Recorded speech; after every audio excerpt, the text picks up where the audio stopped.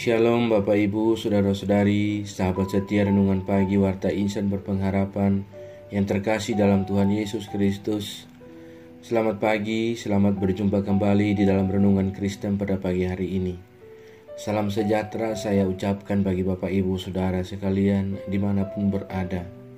Kiranya damai dan sukacita dari Roh Kudus senantiasa melimpah di dalam hati dan kehidupan Bapak Ibu Saudara sekalian.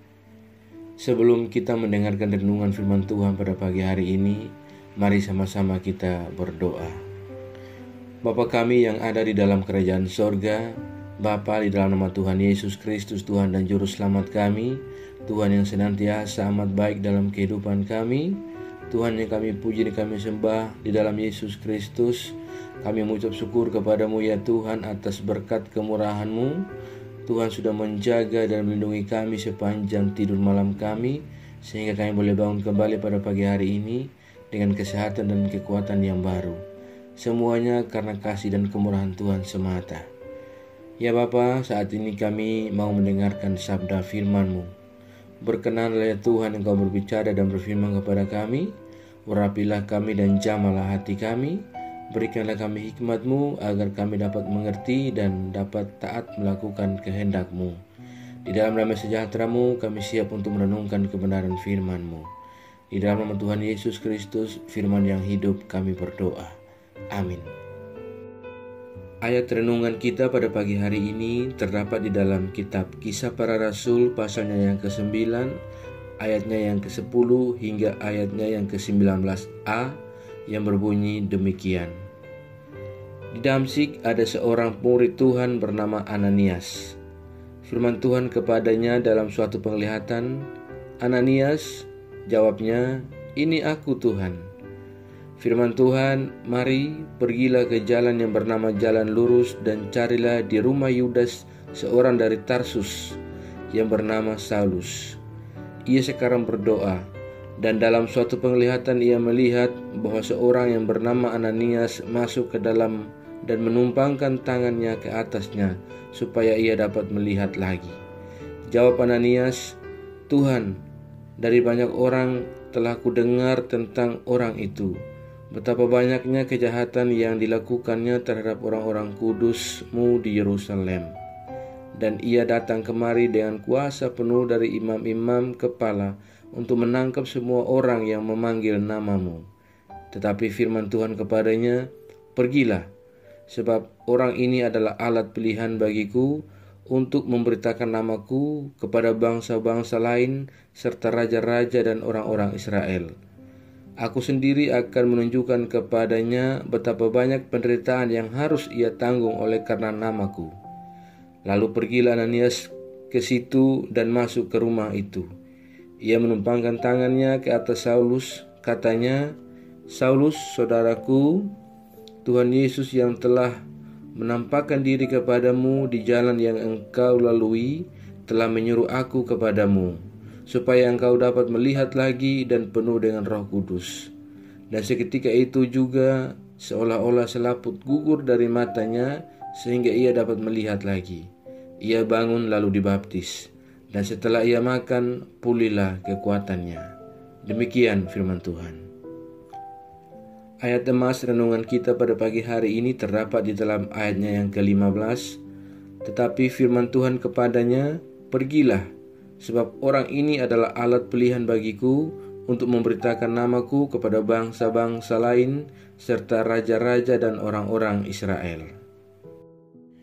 Judul renungan kita pada pagi hari ini adalah Belajar Melalui Penderitaan.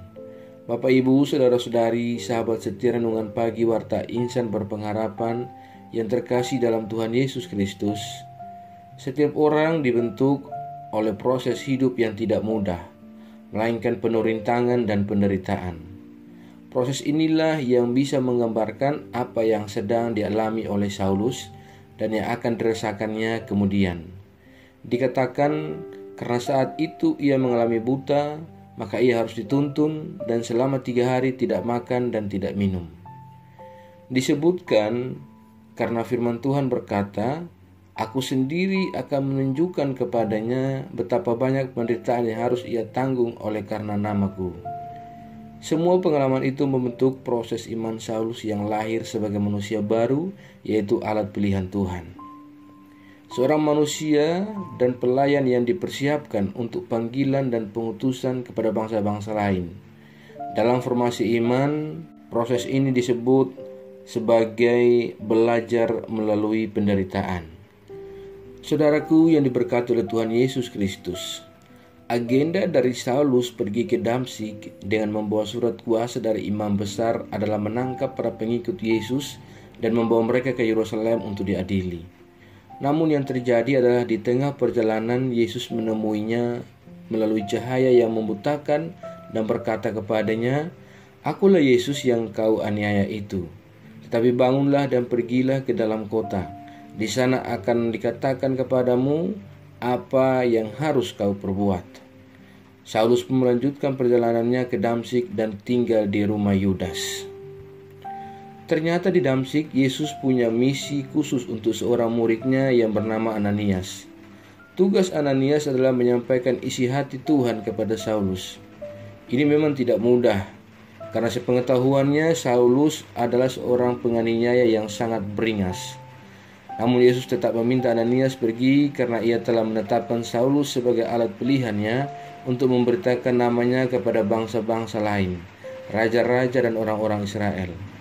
Ananias pun pergi dan menumpangkan tangan atas Saulus agar ia dapat melihat kembali.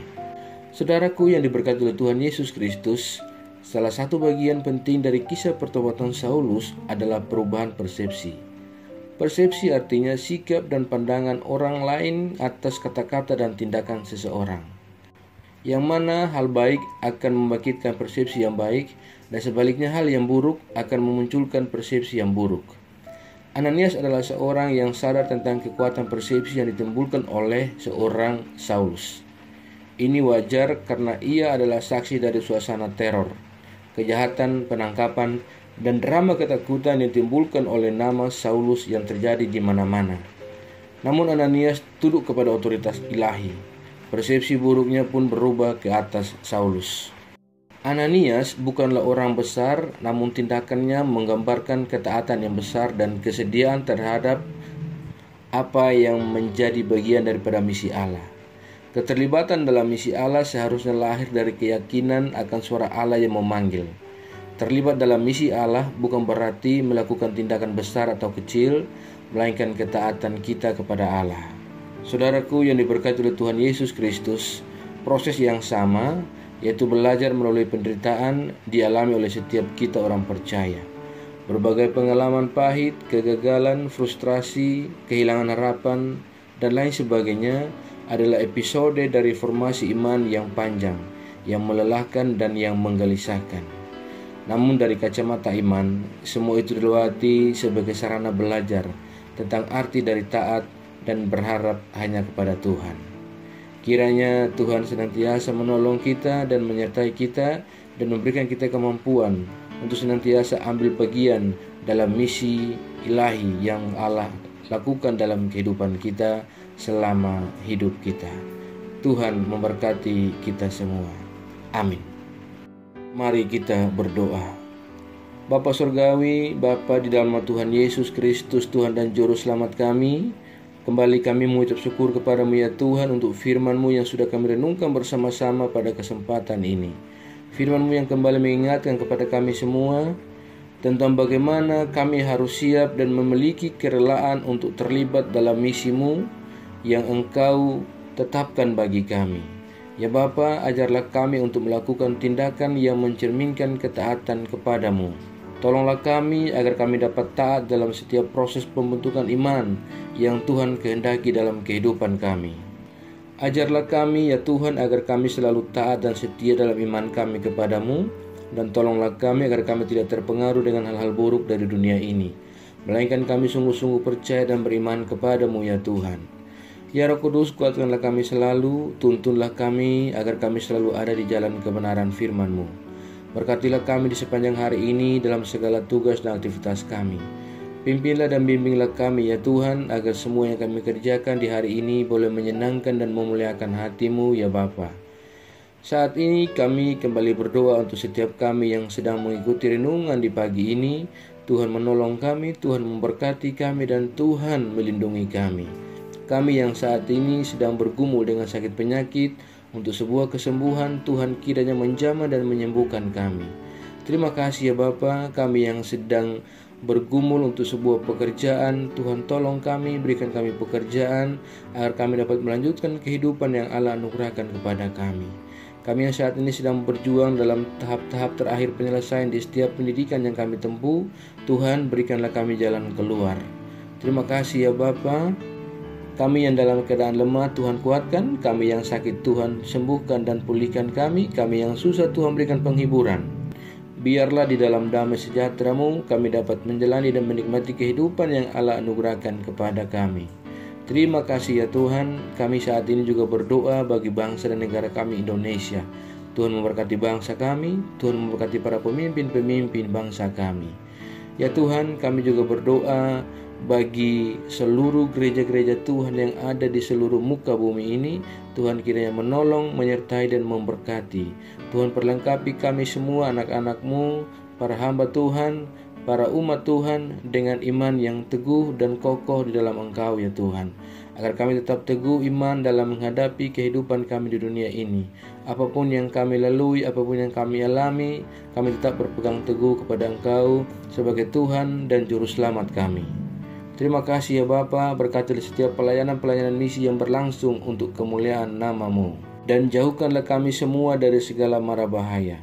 Kami percayakan segala hidup dan pergumulan kami ke dalam tangan kuasa-Mu, karena kami yakin dan percaya Engkau Tuhan yang baik akan senantiasa menolong kami dan memimpin kami masuk ke dalam segala rencana-Mu yang indah dalam hidup kami. Terima kasih ya Bapa, berkatilah kami dalam pekerjaan dan usaha kami di sepanjang hari ini. Di dalam nama Tuhan Yesus Kristus, kami sudah berdoa dan mengucap syukur kepada Bapa di sorga. Ya Tuhan, di dalam pengasihan-Mu kami memohon, dengarkanlah doa kami dan peliharalah kami semua di dalam kasih Tuhan kami Yesus Kristus. Ia adalah Tuhan dan Juru Selamat kami, yang telah mengajarkan kami doa agung yang sempurna, kami ucapkan secara bersama-sama. Bapa kami yang di surga, dikuduskanlah nama-Mu, datanglah kerajaan-Mu, jadilah kehendak-Mu di bumi seperti di surga. Berikanlah kami pada hari ini makanan kami yang secukupnya, dan ampunilah kami yang kesalahan kami, seperti kami juga mengampuni orang yang bersalah kepada kami. Dan janganlah membawa kami dalam pencobaan, tetapi lepaskanlah kami daripada yang jahat. Karena Engkaulah yang punya kerajaan dan kuasa dan kemuliaan sampai selama-lamanya. Arahkanlah seluruh kehidupan kita kepada Tuhan dan terimalah berkat-Nya. Tuhan memberkati engkau dan melindungi engkau. Tuhan menyinari engkau dengan wajah-Nya yang kudus dan memberikan engkau kasih karunia. Tuhan menghadapkan wajah-Nya kepada engkau dan memberi engkau damai sejahtera. Berkat anugerah dari Bapa Surgawi, cinta kasih karunia dari Tuhan Yesus Kristus, di dalam persekutuan dan penghiburan Roh Kudus, menyertai kita semua dari sekarang ini dan terus kekal sampai selama-lamanya. Haleluya. Amin. Selamat pagi dan selamat beraktivitas di hari ini bagi Bapak Ibu Saudara semua. Tuhan Yesus memberkati. Sampai jumpa di renungan berikutnya. Shalom.